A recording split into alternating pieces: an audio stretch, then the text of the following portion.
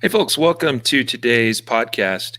This being episode 445. That's a big number. We're thrilled to be with you today and kick off the podcast, mostly on schedule today, just a couple minutes late. I've been still cranking away, busy doing the remodel thing here at the headquarters, making good progress. Let's see who we have checking in. This is awkward. 0 viewers, it says. Oh, 5 now. Okay, 5. We got 5.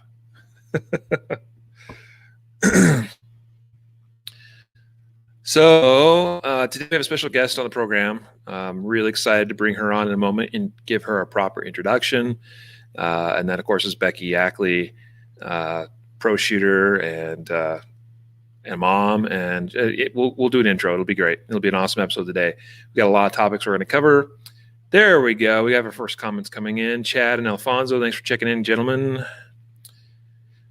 So, hey, Bobby, thanks for watching today. Yeah, we're going to talk about getting more people into the shooting sports. We'll talk about, I think, because it makes sense, but we'll talk about about getting youth involved in shooting and in the shooting sports. Becky is very experienced in that, having raised and still raising 3 of her own sons. So it'll be, guys, great topic today. Bring your questions. Drop anything into the chat that you'd like to hear about. Hey, Brett, Seth, Brandon, thanks for watching. John, awesome. So we have a decent number of you guys now at this point. We'll go ahead and kick off the recorded portion of the show as far as the podcast audio. And so I will begin that in 3, 2, 1. This is the Concealed Carry Podcast, episode number 445. And welcome to the Concealed Carry Podcast, part of the concealedcarry.com network. I am your host, Riley Bowman, and thrilled to be here on this fantastic Tuesday. We've got a great episode lined up for you today with a special guest whom I'll bring on here momentarily. But I'm really excited to talk with her about the shooting sports, getting more folks involved, getting our youth involved, teaching kids how to shoot. We'll just see where the conversation leads us. I know it's going to be a great time. Got a bunch of you checking in on Facebook and YouTube. Thanks for watching. For those of you that are listening only to the podcast audio, we welcome you all as well. We've got Randy checking in from Smoky SoCal. Our prayers going out to all those of you on the West Coast fighting some really nasty fires. We've had our own fires to deal with here in Colorado, although it seems like things have quieted down for the most part here. But lots of problems out there in California, Oregon, and Washington State. So best of luck to you all, and again, our prayers. And so let's go ahead and let's get things rolling here. Today's episode is sponsored and brought to you by, first, High-Vis Shooting Systems. We've been honored and pleased to be involved with High-Vis on a couple of projects. I had the opportunity of testing out their still pretty new Lightwave H3 sights last year, and still have those on my Glock 17. In fact, they're a great set of sights, very high visibility. That's the idea with High-Vis Shooting System sights. So super excited to have High-Vis. HighVisSights.com on today's episode as an episode sponsor. And in fact, our guest today on the show is sponsored by High-Vis. And we'll bring her on in momentarily. Today's other episode sponsor is Guardian Nation. GuardianNation.com, of course, is where you can learn more about the place for our members to get together and be a community of concealed carriers and shooters alike. Again, GuardianNation.com, but I was going to give you guys a link for a free 14-day trial. If you're just kind of wondering where it's the place for you, the right thing for you, go to concealedcarry.com/14-day, 14DAY. That'll be a free 14-day trial for you. No commitment. You're welcome to cancel before the end of that. And we'd love to have you as part of the nation at GuardianNation.com. And so let's now bring in our special guest. Today we have Becky Yackley. She's here with me now on screen. Becky, you're sponsored by High-Vis, as I mentioned a moment ago, and High-Vis is a sponsor of today's episode. Yeah, you're repping the shirt there. That looks great. So, I mean, if you're like me, I've worked with a number of sponsors through the years, and I don't work with people I don't want to work with. I don't work with products or represent products that I don't care for. So I'm guessing you're in that same boat. What do you like about high vis shooting systems and their sights? Well, Riley, thanks. First, thanks for having me on here. I'm enjoying this. And hi to everybody who's tuning in. So yes, high vis, we've worked with them for a number of years. Our whole family uses them on our shotguns and our pistols. I really love the sights because what is the first thing someone's going to tell you when you're shooting, especially a handgun? Generally, if you're not hitting your target, what are they going to tell you? Well, a lot of times I hear the classic anticipation issue or something to do with trigger, but I think where you're going is also not being able to sight, not being able to aim the gun, something along that line as well. Right, like people will often tell you, a new shooter especially, focus on your front sight, right? When we're shooting competition, sometimes it's really fast and you need to just see your sights, you need to track your sights. So the fact that the high vis, their fiber optics are so bright, it's awesome because it helps you to see your sight, which is what you need to do, mosquitoes, in order to hit your target. So the fact that they make such visible sights, they're really good for that. But we also this year have a whole bunch more on our personal concealed carry guns. So like I have out here right now, like they make little sights for the LC9 and LCP. So it's just nice to be able to have that same technology that they have and the brightness that they have in their competition stuff in their concealed carry for our concealed carry guns. So yeah, you know, I run one of their really bright beads for my shotgun that I was shooting in three gun because what I like, I don't know about you, but I really like high contrast, particularly with those critical aiming components. So like on the shotgun, your bead, right? And you don't want to be focused on that thing. You just want to be able to see that, look at your target, see that come into view, on target, press trigger, right? So the high vis sight for that's awesome. Similar for my pistol sights, I really like a very bright, very visible, high contrast front sight. I actually generally these days will black out my rear sights. I just like that rear blackout notch, but high vis front sight is perfect for that high visibility front sight. Just exactly what I'm looking for. Yep. We run their Tricomp sight for shotguns. And what's great about that sight is it comes with, gosh, is it 6, I think, maybe more, different little fiber optic inserts. So there's circles, there's triangles, and there's the really high vis green, and then there's a red, orangey red too. So it's great. Like if you have, you're shooting in the fall and the trees and the color are a problem, you can switch your sight out, your fiber optics, so that you can see it a little more clearly and it pops for you. So yeah, that's their Tricomp sight. You remember what the site's called. I didn't. So thanks for reminding me of that. It's a fantastic site. So awesome. Becky, tell us a little bit about yourself. I mean, you've been a competitive shooter for, well, from what I understand, pretty much all of your adult life and probably even into your childhood as well. Yourself, you've shot a lot of different disciplines, and you've been quite successful in a lot of different disciplines. So give us a rundown. All right, so the wind picks up right when I'm going to talk, but so I've shot since around 1989. I was 14 and we started shooting high power, my dad, my sisters, and I. So my dad's a gunsmith. He had gunsmith for Krieger barrels for over 30 years. So that's kind of how I got into shooting, was shooting high power, an M14, service rifle, iron sights. So the idea of the need to really see your sight and understanding the role that plays in being able to shoot well is kind of like the starting place for me in a lot of ways. But so I shot high power, I shot small bore, I shot air rifle in college, high school. And then we shot air pistol, free pistol. That's where I met my husband, was on the rifle team in college. So Mark and the boys and I then started shooting again, getting back into competition as the boys got older. So we have 3 sons, Tim, Sean, and Andrew, and they are 16, 20, and 22. And we all have competed all over the country, around the world, Tim and I. And yeah, we shoot 3-gun, USPSA, IPSC, Bianchi, some PRS this year, and dabble in a few other things. Mark's the Marine Corps, the OSC of the Marine Corps Reserves action shooting team. So like right now they have their coaches course going on at Quantico. He's out there. But yeah, we're busy all over. Yes, you are. And in fact, they refer to your family as the Yackley Five. Yeah. Yeah. We were, when we were trying to make a Facebook page, gosh, maybe 2014 or so, we were trying to like, how do you say what's going on here that you have so many people competing? And so that was kind of the thing. You, your husband, 3 boys, and like I said, you're all phenomenal shooters. I've had the pleasure of watching you shoot a few times, competed in some of the same 3-gun matches. And Tim, your oldest son, is just a phenom, of a kid.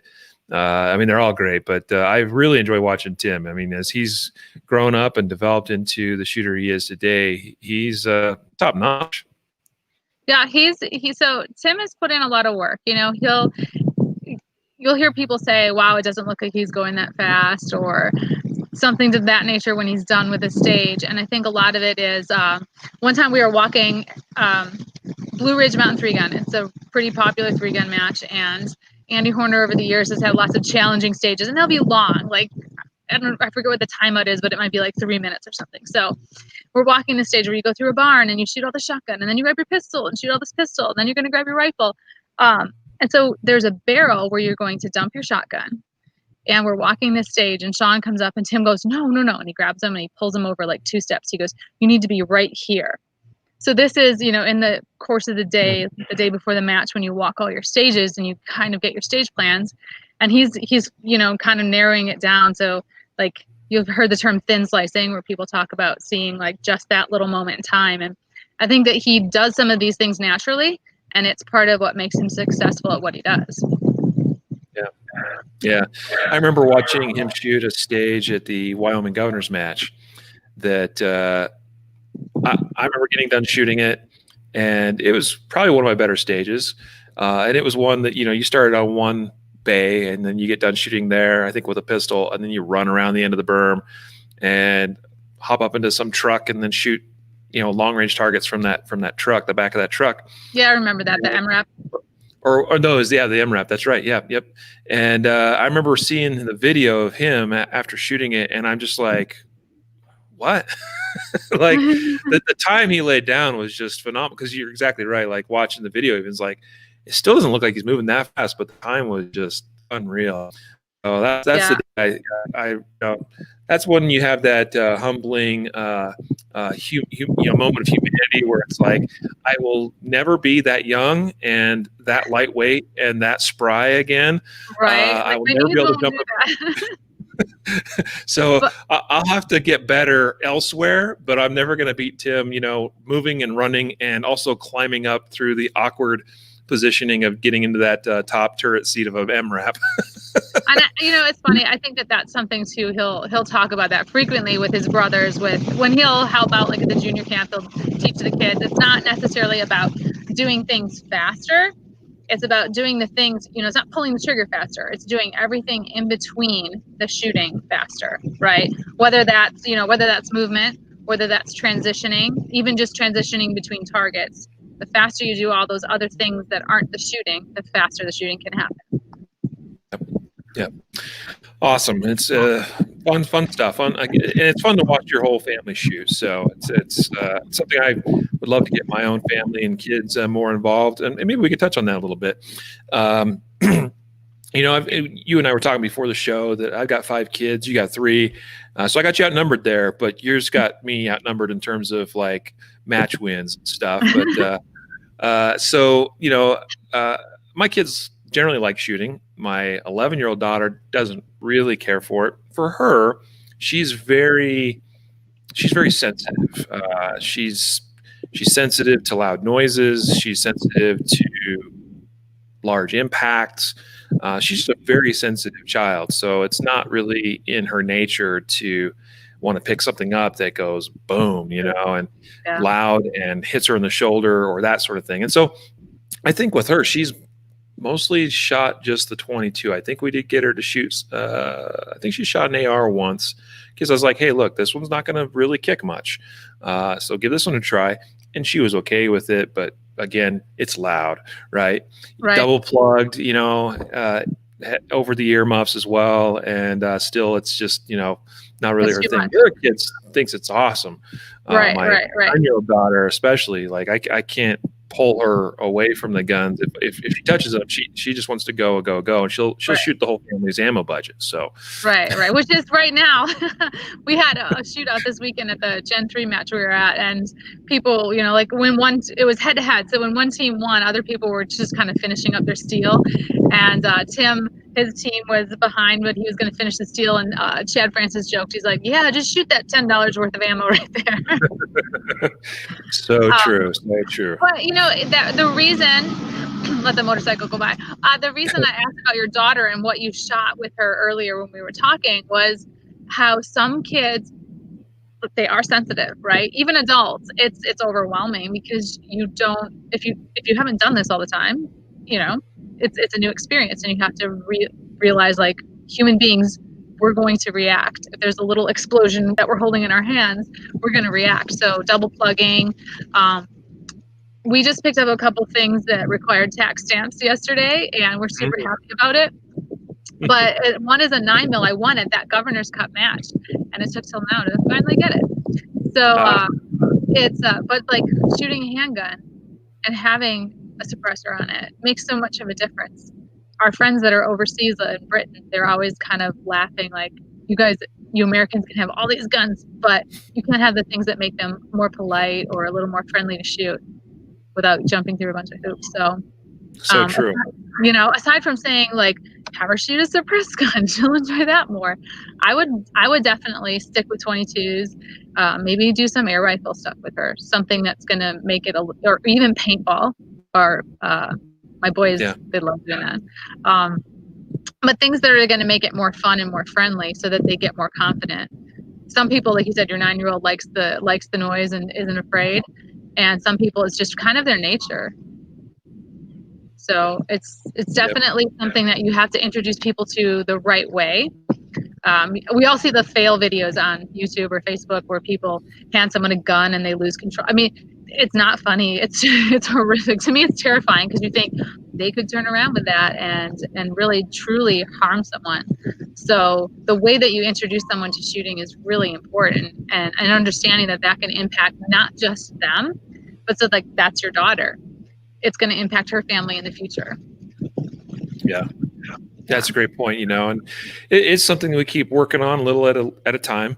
And I'm not too worried about her. I think eventually she'll get more and more comfortable. It just is going to take more time with her. She likes a 22 great, and boy, I'll tell you, that's a thing, and that's what I keep telling her. She's a fantastic shot. She just picks it up, puts sights on target. She has very good form. Great trigger mechanics, press trigger, and she drills it. We would always joke. So in college, we would hear our coaches and people talk about women being better shooters than men in, like, air rifle and small bore, because you have a lower center of gravity, you have wider hips, you have a different balance and all that. But I think when you see, especially in kids, younger children, girls tend to be more mature than boys, a little more patient. So you're going to see them oftentimes pick things up faster. They might not have the strength and the skill. So we'll see, like this weekend, there was a little girl who picked Tim and another former junior for her teammate, Brady Lying, and they're both really, they're amazing young men.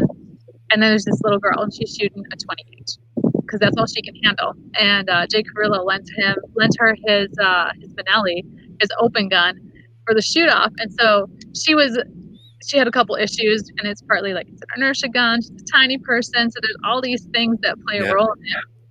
But she was game for it, and she went out there and gave it her all, and it was really good to see.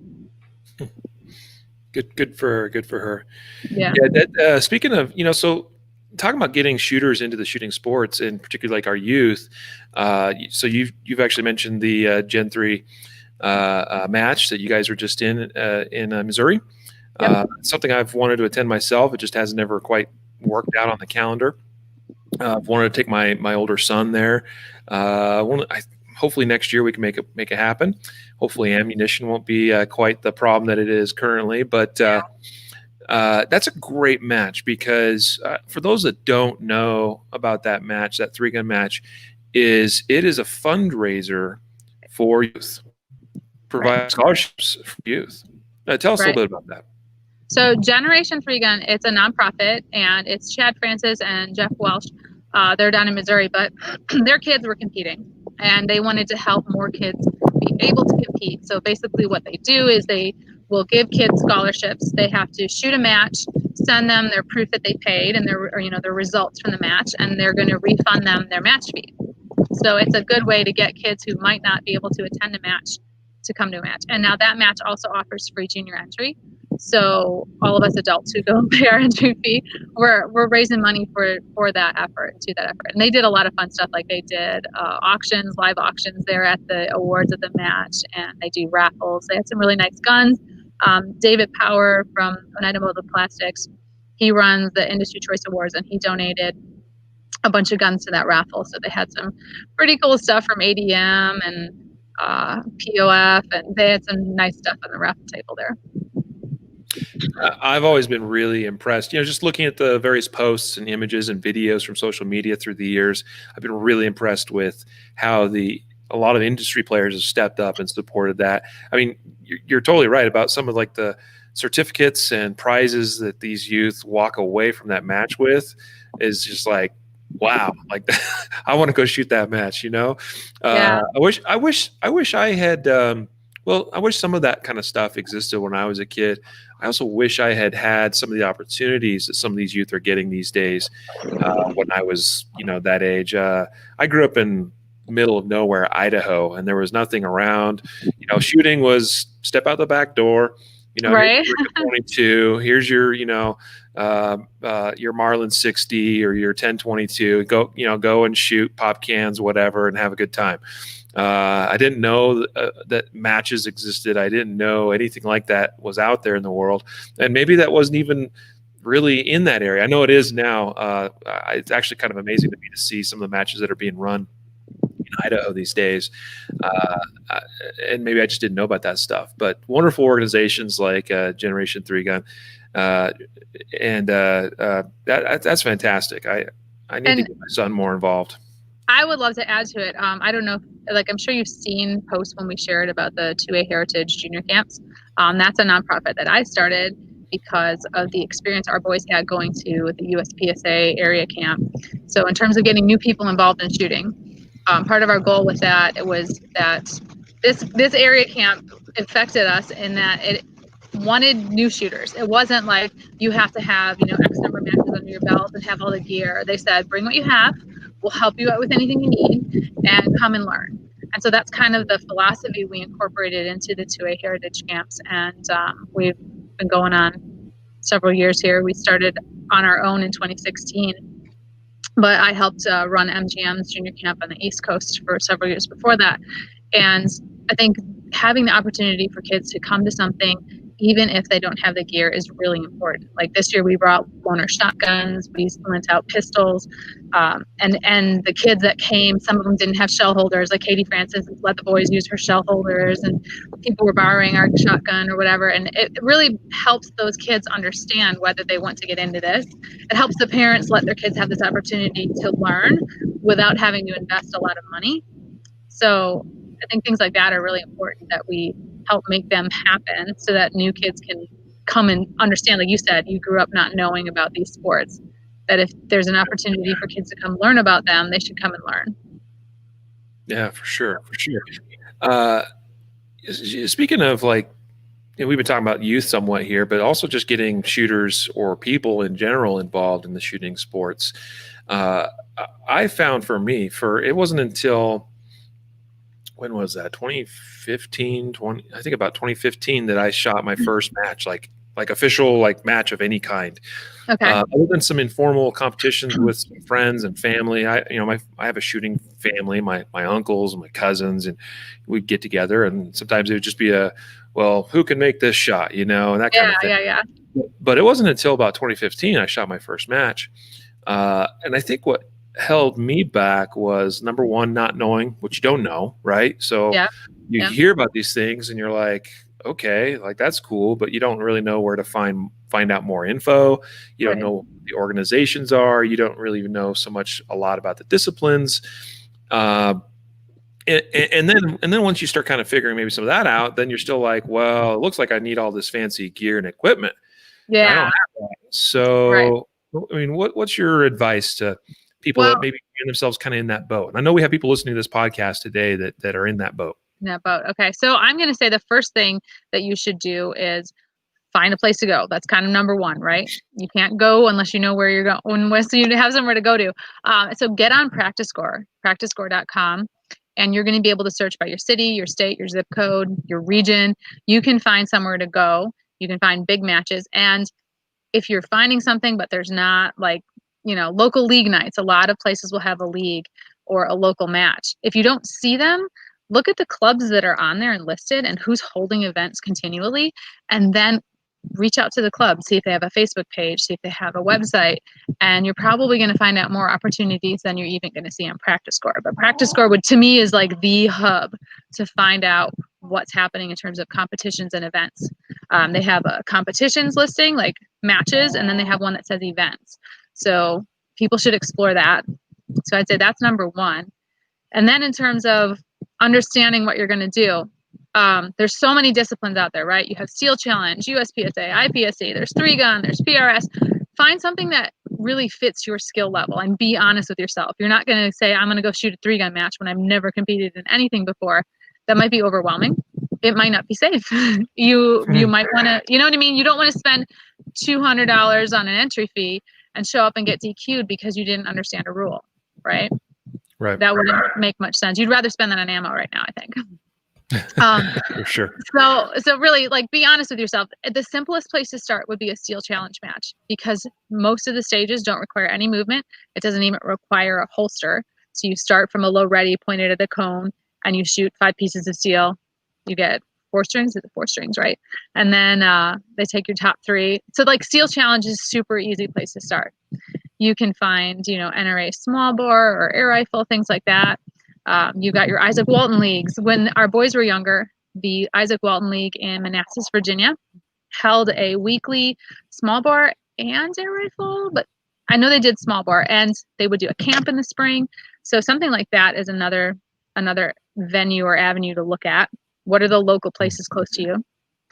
And then the gear, I'd say for the gear, don't be afraid to buy used stuff. We bought used, we bought a used Glock, I think from Mark Pasamanik, a Glock that we shot for a while, a Glock 34, share stuff. We still will share things. Just sometimes it's logistics, trying to fit 5 people and their guns and gear and clothes for, half a week or 2 weeks in the car. You just go, you know what, we're sharing a shotgun and you're sharing a rifle because it's going to make this go fit in the car. Right. So don't be afraid to share gear. If you go to a match or an event and people are like, oh, you're sharing, and they think that's a problem, I'd probably take my money elsewhere. It's not that big a deal to separate yourself and share gear with someone. But also call a club. If you're going to go to a local event, call ahead. Say, hey, I'm new. I want to come and shoot, but I'm brand new. Can I come and watch? And most of them are going to be really happy you did that. Our local club is Winnequa Gun Club, Lodi, Wisconsin, and they will squad you with somebody who's new, more experienced. The new people with someone more experienced. They'll help you to understand what it is you're supposed to do. Keep you safe. Explain the rules. So those would be some of my initial, like, hey, do these things first. But the gear side of it, there is so much out there, and there's so much that's like, hey, it'd be really nice to have, X type of holster mounting system. Is it necessary? Can I get by with a Kydex? We have Kydex pistol mag pouches that we made from patterns. We bought a bunch from Chris Patty's, like CPWSA or something like that. But then we have some that we made because we're like, we need 3 or 4 of these for 5 people. So we just bent the Kydex over at my dad's and melted, made it. It's okay. You just need something that works and that's functional. You don't need to have, the most expensive brand new. Your kids don't need that either to start out. They can borrow something. They can share guns, Yeah. The real important thing is that you're learning, and that's your goal, right? Yep. I started out on I got a heck of a deal on a XDM pistol. And that was my first competition pistol, and shot that for a couple of seasons. And so now as my son has started shooting more and he shot a few matches, I'm like, well, hey, here's my old XDM. It runs, it works. Right. It's a good Right. gun, And he borrows some of, like, I think I finally got him his own pouches for the mags, a couple other things. But yeah, secondhand, I'm on Facebook and so those like buy sell groups. You're not selling guns or anything like that, obviously, on Facebook groups, but It's a great place to find gear. Yeah. Yeah, belts, pouches, all of that. Yeah. Right. And it's also, it's a good place to find gear. And then just talking with people. So this weekend, there was a junior who was at our camp this summer, and he needs chokes for his Versamax. And I was like, well, let me get home and check. So that's my afternoon. I've got to go dig out the chokes and see if we have them still. Because I'm like, and I'll send you them. Yeah. There's a lot of people, and especially juniors, people are really good to them. You're going to find, we've had people over the years who will donate stuff to the junior camps. They'll just say, hey, I won this at the prize table. Give it to the junior camps. So we have been able to give that stuff to kids and put it in the hands of kids who actually need it, which is always really kind of fun. Yeah. So my very first match, speaking of first matches, and you said, yeah, probably not best to just go out and shoot a 3-gun match. Well, that's how I got started. But now, granted, to be fair, I had a law enforcement background, was very well versed on a pistol and a rifle. I just had to figure out that darn, first it was the double loading, and then figuring out quad loading. That was a struggle for me. But so you wouldn't be called a brand new shooter, though. So you had experience. No, but it was still, it's always that first match that you're not going to go and impress anybody your first match, and that's okay. Just get started somewhere. And I showed up. I remember, I did have a shotgun. I had my rifle, I had my pistol, and I did not have a caddy or anything for shot shells or anything like that. So I thought I was going to be pulling stuff out of pockets. I'm like, that's fine, whatever.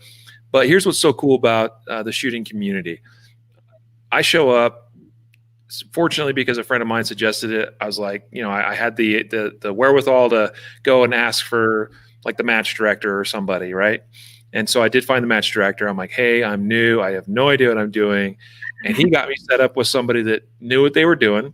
And before I know it, they're like, hey, here's the shot shell cap. Here you go. Throw that on your belt.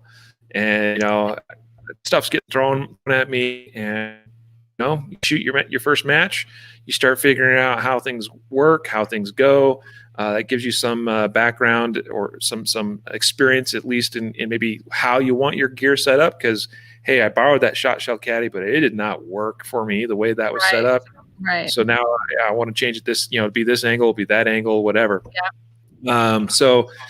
But honestly, speaking of Mark Pasamanik, you bought the Glock from.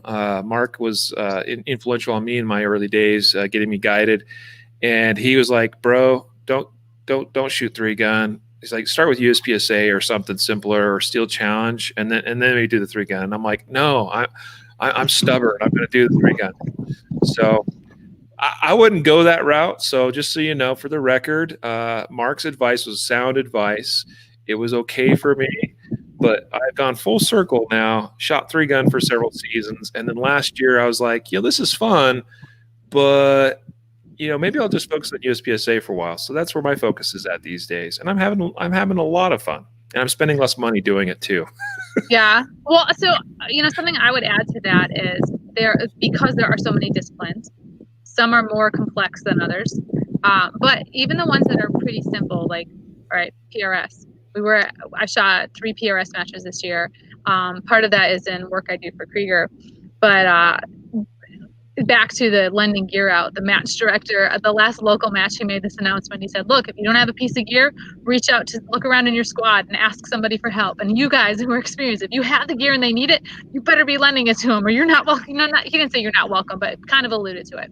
And it was really funny because we shot the big one they had, the Barrel Maker Classic. I had made this homemade, like, Hawaiian floral giant PRS bag. It's like 1.5 feet by a foot or something crazy. And everyone in our squad used it on one stage because they're like, oh my gosh, that's perfect. Can we use it? But anyhow, so part of my reasoning for doing that this year is that we had a little more availability because the schedule really did change with everything going on in 2020. But I also wanted to focus, we shoot Bianchi so that we are better pistol shooters. We started that in 2015 and we've done pretty well with Bianchi. And it's made us better pistol shooters because you have to make those hits. It's not about just expend the rounds so you get the hit. It's about making that hit in that time. It's all part-time. And that's really what PRS is. So if you can switch disciplines, you kind of switch gears. It's like cross-training for any sort of physical thing, right? You can't work everything at once. Sometimes you might need to focus on one small piece and just focus there for a little while. Maybe save all your time. That's great advice. And that's kind of pistol shooting's already kind of been my strength. But for me, it wasn't so much that I was going to cross train in USPSA because I needed to get a lot better in pistol. It's just that I recognize that this is where my strength lies, and I want to excel at something. I mean, I've done okay in 3-gun. I've had a couple of top 5 finishes, numerous top 10s. That's cool. I've enjoyed it. I've had a great time. But I just looked at it and went, you know what? I think if I just put the time in and dedication on the pistol, that I can really maybe advance, and get somewhere with that. And that's where I'm at. But I love what you're saying there, because right now, here's the thing: shooting 3-gun is crazy expensive in a normal year under normal circumstances. Right. Because you're buying ammo for rifle, pistol, shotgun. You got to support all 3 guns with replacement parts and maintenance and all that as well. Optics, it just is. It's an expensive sport, and we're at a place now where ammunition is ridiculously unavailable and expensive.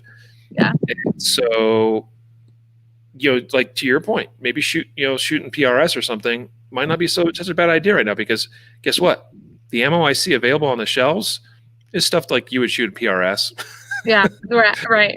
And it's also besides changing your disciplines, dry fire is something people really shouldn't overlook. There's a couple Instagram pages I follow. There's a gal named Amy in Alaska. I'm sure you might know. It's like Amy 556. But yeah. So her page, she's like, well, with ammo prices, I'm going to be doing a lot more of these sort of drills, and it's like really low round count.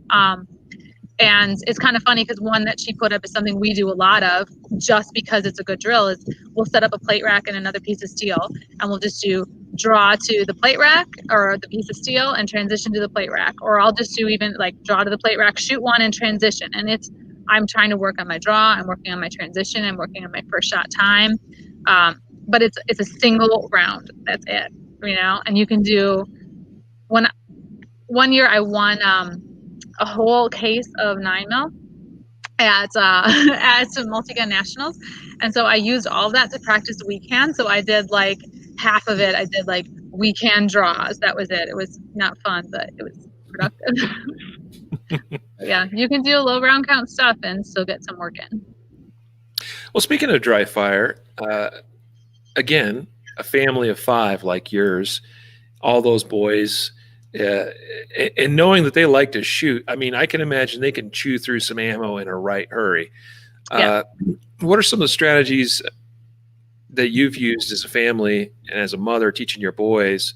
Like, has dry fire been a really big part of their training regimen? Yeah, no, honestly, it is dry firing. When Tim was younger, when he first started, he would do things with rifle like, we have this big clock on the wall in the living room, and he would literally just trace. It's all Roman numerals. He would trace the Roman numerals with his, with his dot, just because you're going to develop that much more control with your rifle. So it doesn't necessarily even have to be dry firing. It can just be weapons manipulation. The IPSC stuff we shot overseas. When we went to Russia, it was really interesting because everyone from overseas is like, you Americans, you're weak in all the actual like manipulating the firearms, because we don't do it enough. We don't do a lot of reload on the clock with rifles, with long guns, right? Mm-hmm. Rifle and shotgun, we don't do as much of that as we might with a pistol. But even then, pistol, you come into what? Empty gun start, that's the oddity. So really all those manipulations and those small little pieces that you need to perform well in competition, the more of those you can do without using ammo, the better, right? So dry fire for little kids, like when Andrew was younger, he shot a 20 gauge for like 3/4 of a season before we just shoot the 12 gauge. Sometimes the farther targets, heavier targets, you're really limited with the 20 gauge. So we would have him hold the 12 gauge up, or like just mount it like 100 times, just do 100, bring that gun up, or just see how long you can hold it. Different things like that to build up the muscles, the strength. Even I see it. If I've just focused on pistol and haven't shot rifle for a month or two, then you'd pick up that gun and go, oh my gosh, it's heavy. Yeah. Yeah.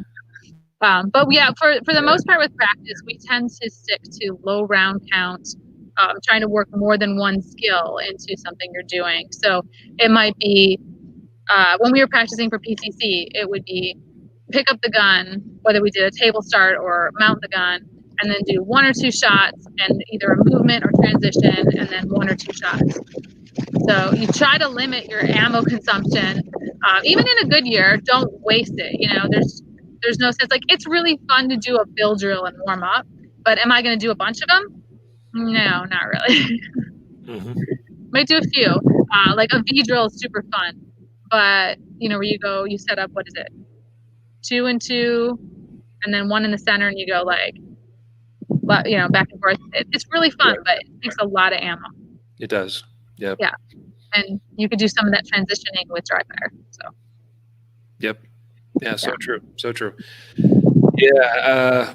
If you've ever read Lanny Basham's books, he talks about dry firing, and I know that there's like one example of a guy who went to the Olympics and won. He couldn't really shoot a lot that year. He did mostly dry fire. So I think it's something not to be underestimated. I was just looking at a friend's video this morning, Jelena Davies. She's from, I think it's Russia or one of those Eastern Bloc countries, but she had this video of a shotgun drill where they did popper, 3 steel, and then a clay that was lobbed, and it was really low over like a hardcover, and then another popper. And as she stood there before the guy gave her the command and and hit the timer, I could see her eyes 2 times go through, her eyes and her head go through what her sequence was going to be. So just something like that, like visualizing, it's really important. So you don't have to spend a lot of rounds. That's a great point, actually. Bringing in the visualization piece into it as well, because in this day and age with ammo the way it is, all of us are probably tending to do more of these low round count type drills for practice, but then you take that and you do dry fire, do more dry fire, do 15 minutes more a day than you were before, whatever that was, because all that's free. All that dry fire is free.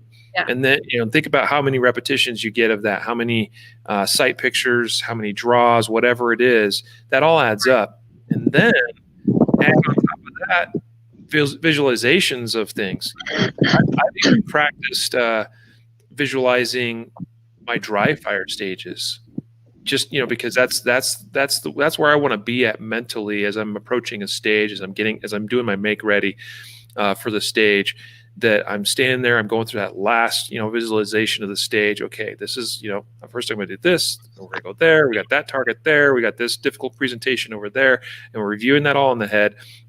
I've done that in dry fire, and just to kind of get ready for what it's going to be like on the range itself as part of the match. And all that's free.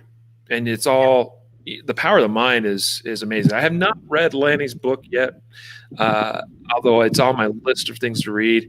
Just get the CDs and put them in your car, because we've done it on road trips where we'll just put it on again and again, because there's certain parts of it that they're really good to listen to, especially like the self-talk sort of stuff and all of that mental side of it. I think it's something that people definitely don't spend enough time on. Agreed. Yeah, it's really good advice.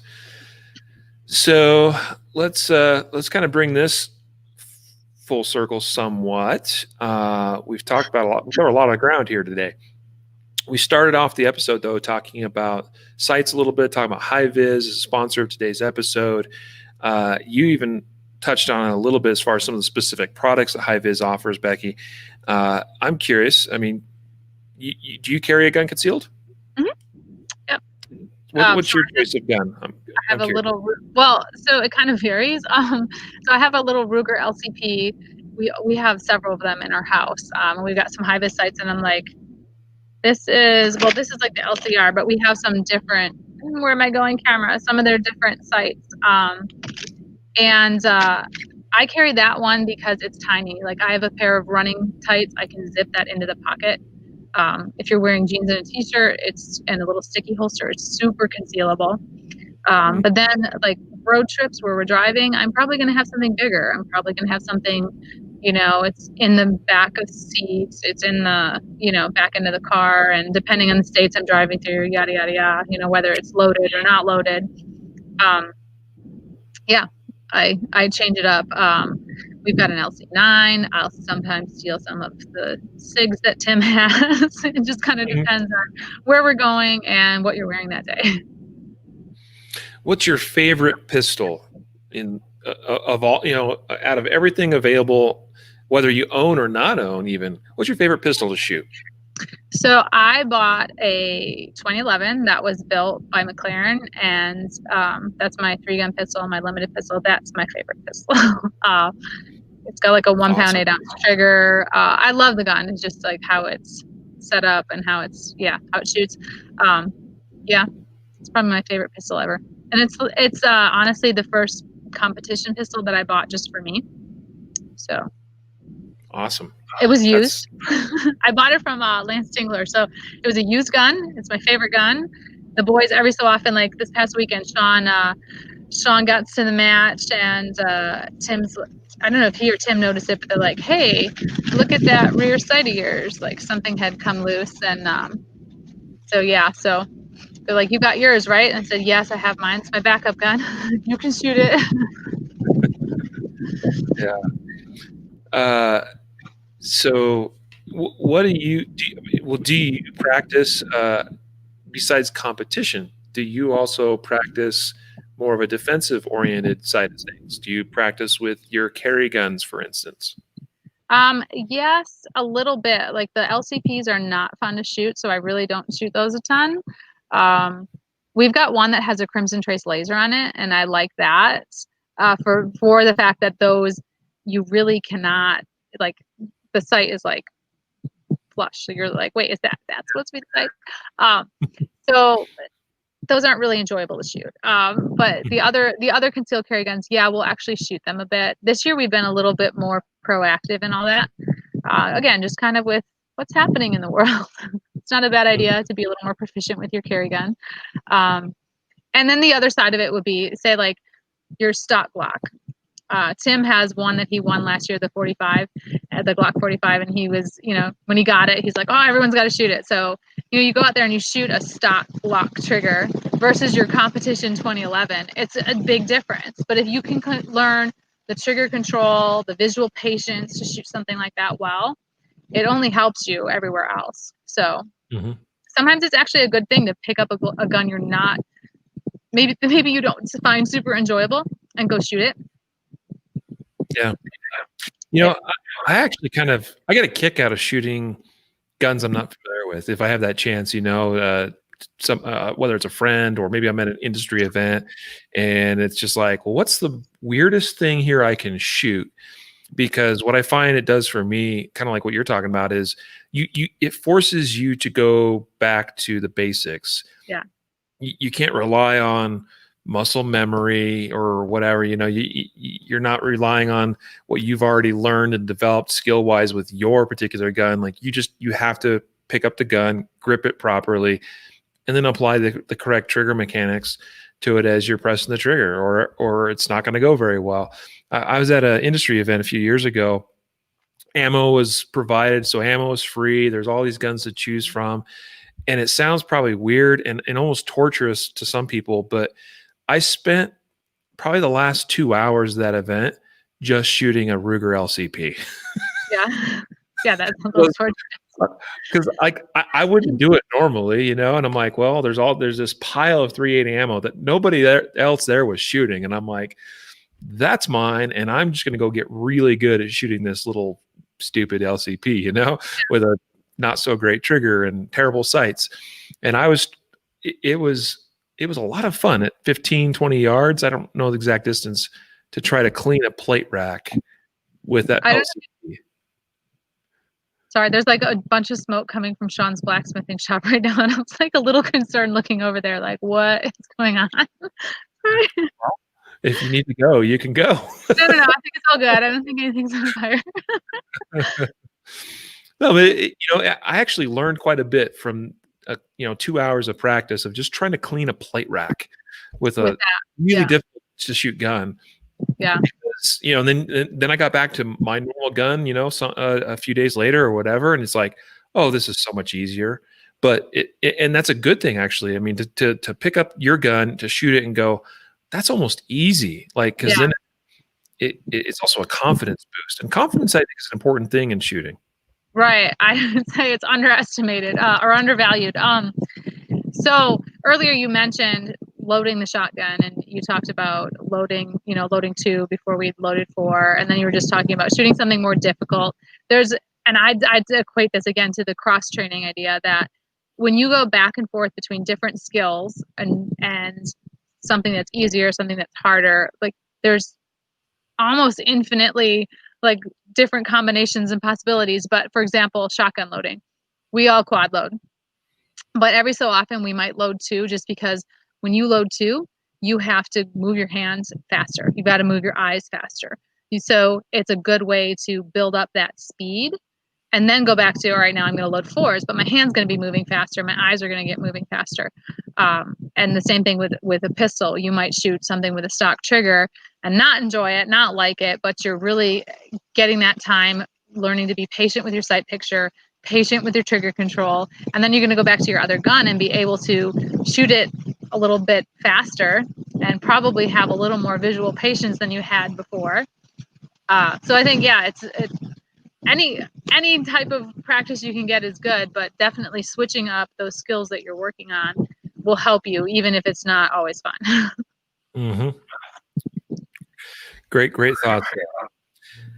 So, Becky, as we kind of wrap this up, one last thing I'd like to talk with you is more from the female side of things, and would like to just kind of hear from you what you would like our female part of our audience to hear, as far as whether it's getting started shooting, whether it's with carrying a gun, maybe getting into competitive shooting. I've seen the way you interact with other women in the industry, and I'll just say I think you're an incredibly positive role model and ambassador in the shooting sports. So, I mean, what would you like to throw out there for the women that are listening to this program today? Oh, well, thank you for that. I was working with a really good friend of mine. It's our oldest, Tim's godmother, and her daughter, who I've known for, like 30 years. And they came out a few weeks ago to shoot. And I was working on this piece for NRA Women. And so, like, all this stuff kind of coalesced. And, like, I realized that even people who are familiar with guns, women who they're around guns, they're around shooting, they're around hunting, they might not be super comfortable. So my friend Wendy came and she goes, I was so nervous about this. And then she was dry firing. She didn't know it was called dry firing, but she was dry firing. And that helped her. But then understanding like the fears she had or the hesitation she had, it really hit me how women tend to look at firearms in many ways, from a self-defense or taking care of their family, from a perspective, not competition and going and having fun. It's all really serious, right?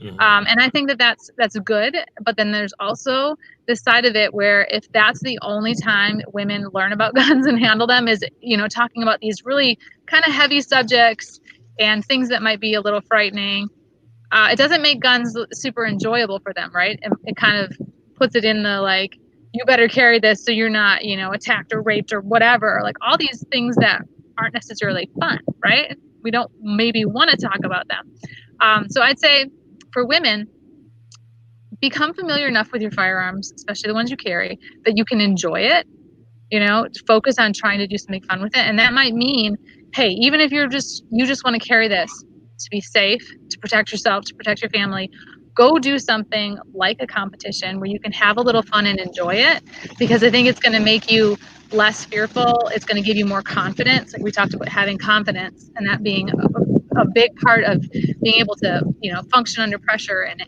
use the gun. Go do those things so that you enjoy it a little more, and you're going to have a little more of an easy time with it. I will tell people that if my kids took nothing else away from shooting competition, then they're going to keep their finger off the trigger so they're ready to shoot. They develop good habits. They can run with a gun. I mean, literally, we're telling them, go run and do this as fast as you can with 3 different types of guns, but they're doing it safely. So they're building all these really good safe firearms handling habits, and they're doing it under pressure, on the clock. It just makes you a little bit more able to then, if you have to use those firearms in real life, you're going to be able to function a little more easily than someone who's never had to do it. Because if putting your safety on and off is automatic, well, hey, there's one piece of the puzzle taken away, and that much more of your brain can go focus on what's happening around you. So true. So true. It's that subconscious level or automatic level of performance with those tools in your hand. Yeah. I'm a big believer and big proponent of that. Yeah. So if you can get to that level where it's automatic to, build your grip on the pistol. I mean, that's something where if you're only carrying concealed, like women who might only carry a gun for protection, but they don't ever get to shoot it, and they have to remind themselves of how to build their grip as they're picking up their pistol, that's kind of a problem, right? Because it's not going to be automatic. You're not going to have time to do those things. So I think finding a way to do it that's enjoyable till those things become automatic is really important, even if it's just dry fire. Yeah. Great words of advice, Becky. We appreciate you and your time with us on the show today. Appreciate all you do for the industry and the shooting sports, you and your family. And I'd love to have you back on again at some point down the road. Well, thank you for having me and enduring the wind here. But no, I mean, I'd love to come back on, and I enjoyed the chat here. This was good. Awesome. Well, folks, that's Becky Yackley, and great conversation. She's sponsored by High-Vis Shooting Systems, which is sponsor of today's episode of the podcast. So if you do me a favor and head on over to hivizsights.com. That's HIVIZSIGHTS.com. And just, maybe just browse their site or see what they have to offer. And if you happen to buy something, that's cool too. So we appreciate your support of us and our sponsors, allowing us and honestly others in this industry to continue doing what they do. Also, GuardianNation.com, another sponsor of today's episode. And I think that's pretty much a wrap. So, Becky, we're going to bid you adieu and wish you all the best, you and your family. All right. Well, thank you so much for having me on, Riley. Excellent. So we're going to go ahead and sign on out of here. Folks, a reminder to train right, train often, and train safe so you can fight hard, fight fast, and fight true. Take care.